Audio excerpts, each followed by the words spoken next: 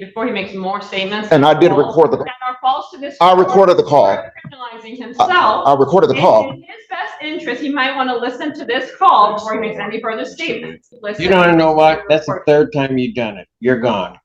Mr. Allen, take him. You better get Mr. Burgess down here because I want to hear those calls because he's interfered with it. This is witness tampering. Welcome to Bench Report Court Cam. Marie Tanha, Assistant Prosecuting Attorney about the people. And Mary Rubio, on behalf of Mr. Lee, I am standing in for the attorney of record, David Burgess, with Mr. Lee's consent, to my knowledge. Is that correct, sir? That is okay for me to stand in for you right now? Yes. Okay, could you please state your name? Literally. What is that noise? Shouldn't you check? I don't feel safe. Why are you just pointing? What? Don't stop at some. It'll stop at some point. I feel very safe. Wow, I know. He's like, you are all over it. Yes. All right, go ahead. What are we doing? Well, Your Honor, a few things. First of all, I've been in communication with Mr. Burgess and Mr. Arabo, who is representing the victim of the case, Mr. Quasny. Apparently, Mr. Lee called Mr. Arabo and offered to, in exchange, there's a pending case where Mr. Quasny is the defendant of an AMV against Mr. Lee. Mr. Lee contacted Mr. Arabo and offered to essentially not testify in that case if Mr. Quasny agreed not to testify in this case. There are statements that are essentially saying, in exchange for Mr. Quasny, victim in this case, not testifying, I will also not testify. That is highly concerning, of course. I was given this information yesterday. I asked Mr. Arabo to forward that call to myself, Mr. Burgess, and the officer in charge because we want it documented for potential additional charges. But this all transpired yesterday. We got the recording as of this morning. With that said, of course, I think it's appropriate to have an adjournment. Mr. Burgess agrees with that. But does that recording indicate that? Yes, Your Honor, have either one. Okay. I myself have not listened to the recording. I was just asked to stand in on behalf of Mr. Burgess. He's at a hearing in Lansing. However, I did speak to Mr. Lee about it today. Mr. Lee indicated some of the content of the conversation to me. He also indicated, just FYI, that he himself recorded it. But just so that I have this right, the defendant, because of something else, is urging, enticing, or in some other way interfering with testimony of witnesses in this case. I can't agree to that characterization because I haven't heard it. I don't know. Well, you want to listen to, because that's what I'm being told. But yes, I understand. I understand that is what's being presented. I also want to indicate that. Go ahead. I'm sorry. Mr. Lee has indicated to me some things. I have advised him to be careful of what he would want to say to Your Honor, but he seems to feel that he needed to make that phone call because he wants to move to have Mr. Burgess removed and he wants to get a different attorney. Mr. Lee has indicated to me he also wants to address the court. I again did advise him I would not go into the content of that conversation as there could be potential pending new charges. With that said, Mr. Lee, what is it you wanted to say?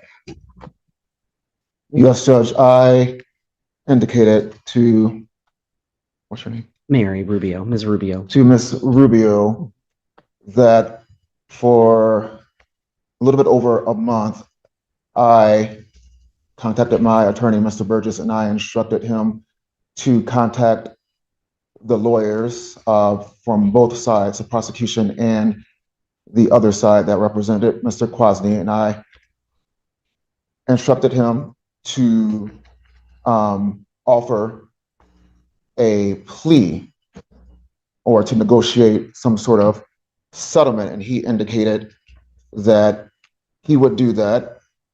He indicated that he had done that. He indicated that he had reached out to Mr. Arabo and the prosecutor regarding making some sort of plea agreement. Him and I discussed what that could be. And so now, fast forward, yesterday, I contacted Mr. Burgess and I said, hey, have you reached out or have you heard anything from Mr. Arabo and the prosecutor?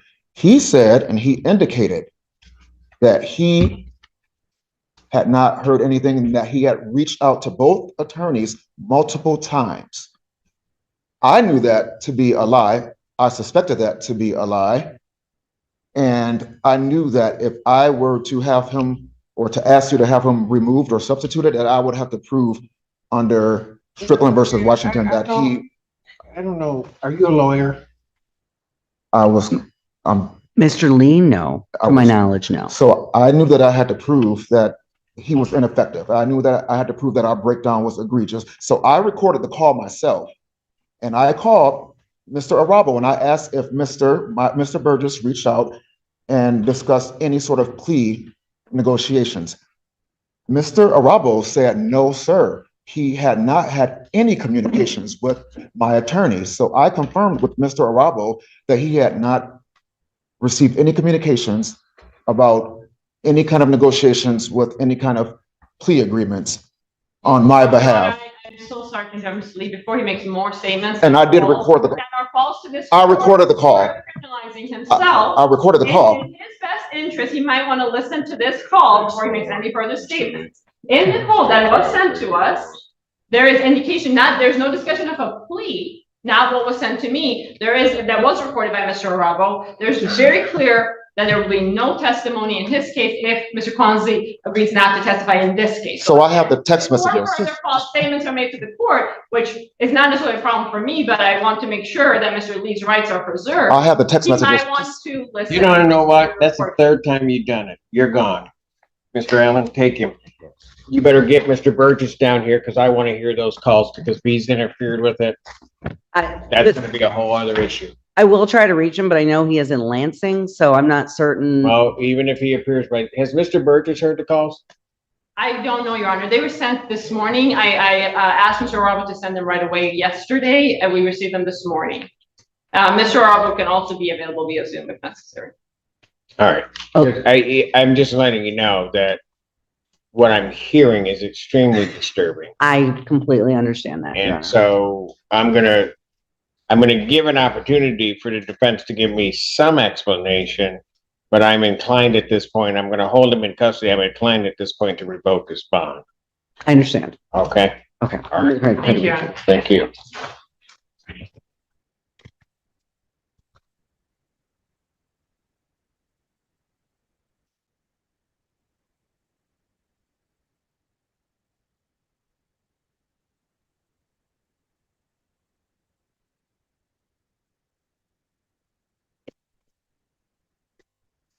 Somebody needs to listen to him. Yes. Just listen to it together. Have you heard him? Or, Just now. Prosecutor and I listened to it together. okay. It's like All right, I'll recall that momentarily. And then everyone else gets folded. Everybody else is holding.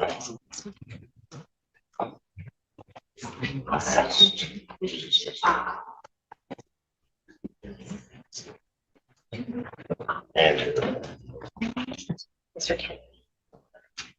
Go down. That's one I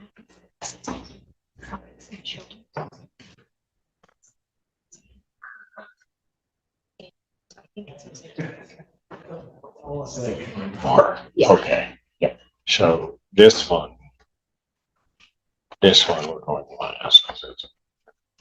Right, no. No. This one. That's This fine. last. So just hold down. Yep. It's between these two. What happened to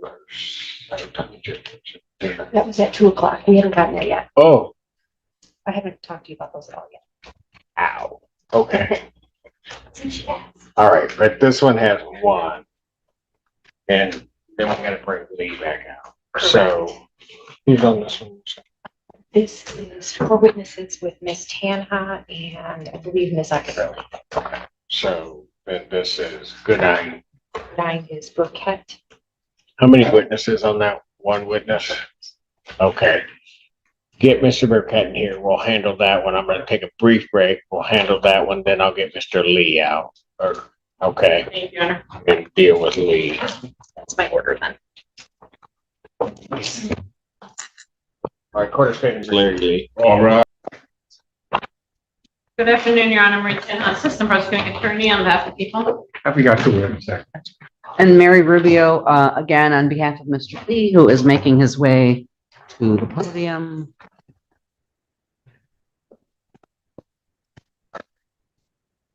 There's additional counsel that is on Zoom. I'm sorry? Mr. Rubio.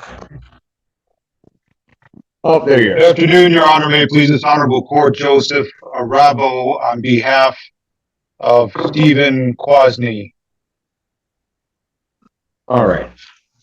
And I'm presuming everybody except the court has heard the phone call. What I heard was, the recording the prosecutor gave me, which appears to be a less than 2-minute portion of a phone call. I think she would agree it's not an entire phone call. That's correct, Your Honor. It's what Mr. Russell sent me, as well as Mr. Burgess, and law enforcement as of this morning. All right. And that portion of the phone call, as the court is to understand, is basically this defendant speaking with, is it directly with the victim in this case? No. No, An Your Honor. attorney. It's with Mr. Russell, who's the attorney for the victim. All right. And basically offering to not provide testimony in another case if his client doesn't provide testimony in this criminal proceeding.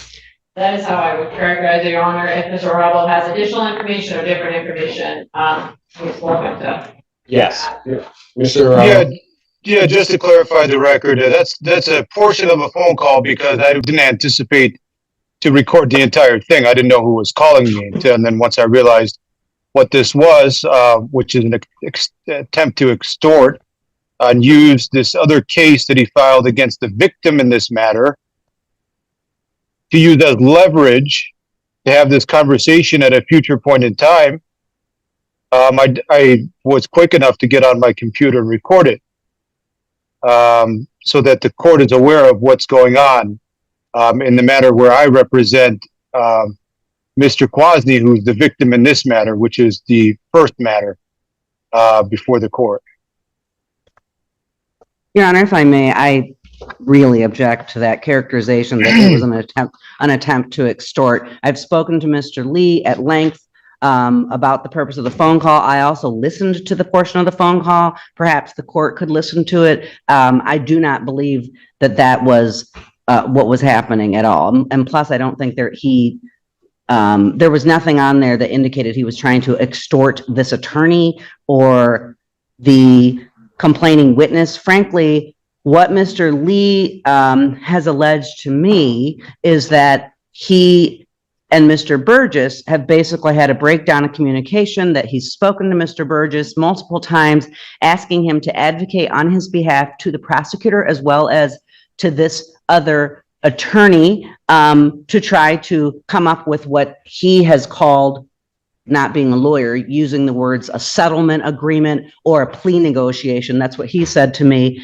And that he had the feeling that Mr. Burgess had not, in fact, made this phone call. So he then called this attorney, and right in the phone call, Because it would have been unethical for Mr. Burgess to try to call to try to say my client won't testify in this other matter. Of course. If that, right?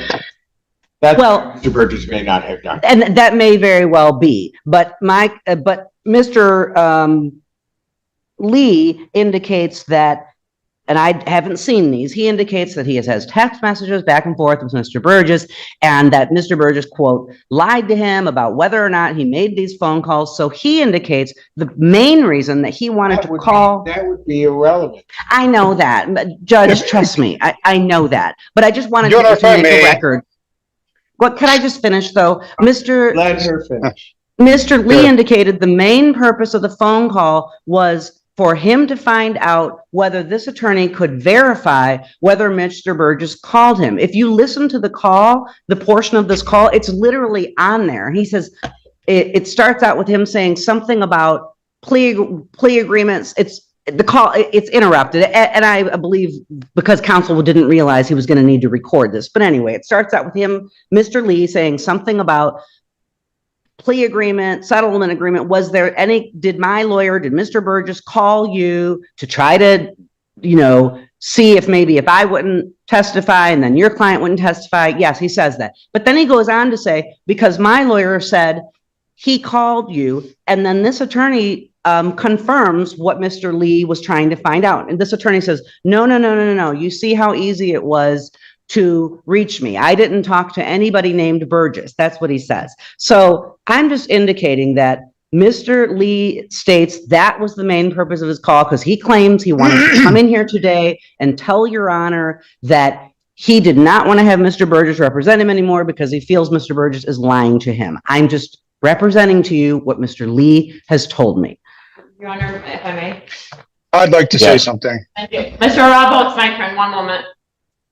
Your Honor. Because apparently that's how it works in this courtroom. Tana says it's her turn, so it's her turn. Go ahead, Miss Tana. Mr. Arabo had some trouble with interrupting. That's only because she's there and I'm not.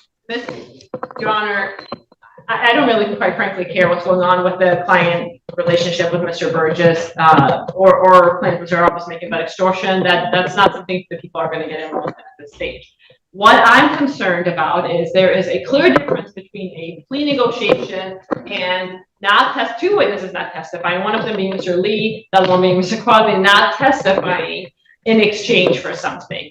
And I agree that the court should just listen to the call rather than us going around calling it different things. What's clear to me is that there is an offer to not testify in exchange for Mr. Quadley not testifying in this case before this court. That is what I'm hearing on that call. That is what's concerning to people, and that's what may bring future charges. We're in an early stages. This needs to go to law enforcement. It has gone to law enforcement now, and we can follow up. Mr. Rao. Your Honor, as you know, I'm a defense attorney. I think Ms. Rubio is really grasping at straws here to try to help her client. But here's what it is. It's not a plea. We heard her say plea. A plea means a reduction to something other than what he's being charged with, not a dismissal, which is clearly being indicated in this. Second, what's happened here is you could see clearly there has been a subsequent case filed. I don't know how this slipped between the cracks, because in over 10 years of practicing, I've never seen something like this, where a victim turns into a defendant. What? During a pending case. Never seen anything like this. So Mr. Lee has done this intentionally so that he can one day use it as leverage to contact me or have somebody else contact me or whoever is representing Mr. Quasny, so that he could use it as a negotiation tactic. And what he's engaged in is third-party communication to get through to Mr. Quasny in violation of his bond. That's number one. He's got a no contact order. Second, this is witness tampering. You don't want to call it extortion. Let's find something else. It is witness tampering. He's trying to tamper with Mr. Quasny using the leverage that he created. And I don't know how the prosecutor's office allowed this to happen. Somebody wasn't monitoring things properly, but this is what's happened. First ever time I've ever seen anything like this. And it needs to be handled. It needs to be handled. It's going to be handled. Okay. Can we listen to the call? Everybody Yes, listen to it already. Can somebody send it to Ms. Weidling, and I will then be more than happy to listen, or if there's an easier way for me to do it, I'll do it. Let's take the defendant back and court listen to the call. I can give my decision. You have to go back. To you. I'll handle that coming back out.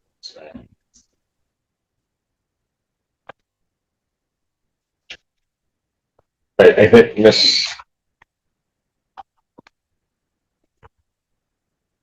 Atkins on that. So bring me that. Court's going to stand in recess. Everybody can remain seated. Bring.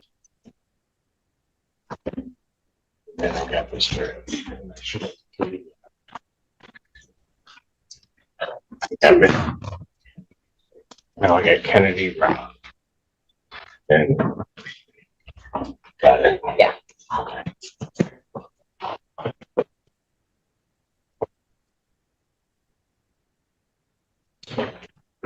Court does recall the case of the People's State of Michigan versus Larry Lee.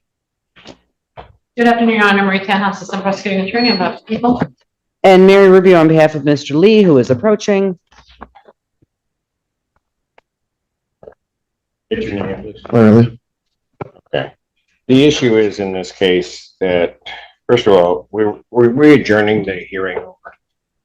I believe we are. That was what I thought we were doing in the beginning. Well, it's got to stay before me. So. I know Mr. Burgess is already going to be here on July 1st. I just wanted to put that out there. Yes, but I'm not on the, Oh, I'm on the bench, but I'm not doing these. okay. Set his preliminary examination July to defendant's request, so my next date is July 22nd, 2025, and that's another 12 p.m. start, because God, I love that. All right. With reference to bond in this case, I've listened to the recording.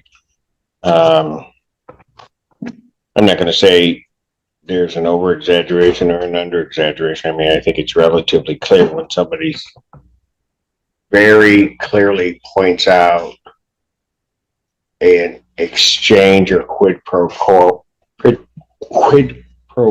regarding me not testifying and this other person not testifying, and that is the exchange.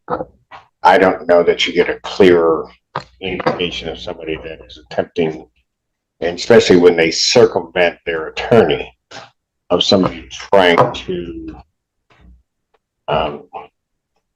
sort of tamper with and obstruct a case. It couldn't be clearer. I mean, and quite frankly, I don't think there's any design to necessarily frost it over or anything along those lines. I think the idea or what Mr. Lee is saying about what Mr. Burgess wouldn't do is quite frankly just a ruse to hide his own desire to have the exchange that he was speaking with counsel about. Given that, and the court having heard that, with reference to this case, the defendant's bond is hereby ordered revoked based upon the court's hearing of that bond violation. Your Honor, can I just raise two issues? Before all of this happened, Mr. Lee expressed to me and attempted to express to the court his, as I'm sure the court has gleaned, his displeasure with Mr. Burgess. So I do think there, given some of Mr. Lee's allegations against Mr. Burgess, it may be best if someone else is appointed to the case. I know he doesn't want Mr. Burgess.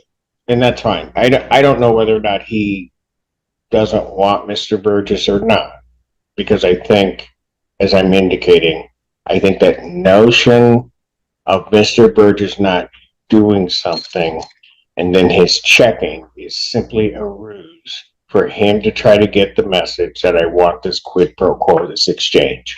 And I'm not accusing Mr. Burgess of anything. I'm just trying to represent what Mr. No, Lee has told and I me. understand that. And Mr. Lee I is think about when jumping you- out of his skin trying to talk, just so you know. And so when you talk to Mr. Burgess, if Mr. Burgess, if he believes that that's the appropriate step, he can bring that motion before this court and the court will hear it in the day that I'm on. Mr. Lee, I will let you talk in a moment, but I'm going to finish this. Revoking your bond because of what is a clear violation of the bond regarding, I mean, I think it's an attempt to try to get indirect contact as well as obstruct these proceedings. Because that was accomplished in the manner it was, and I'm not sure that I can trust you with reference to no context and the like, we're at least going to get through this. I am going to, subject to a hearing, defendant's phone privileges for the jail are also revoked. What did you wish to say, sir? The thing that my substitute attorney here didn't convey to you was that I told her that I have the evidence with me in hand, that my attorney, Mr. Burgess, was the one that actually said that this was a legal way that we can go about it.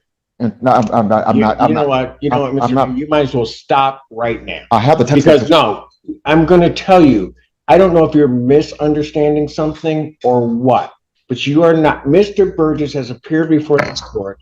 You are not gonna sit here and try to disparage that man, saying that somehow or another, Mr. Burgess represented to you that obstructing a case in this fashion was a legal way to proceed. I'm not gonna believe it, and I'm not gonna hear you. I'm not gonna hear you. I don't know how do you not understand what I'm telling you?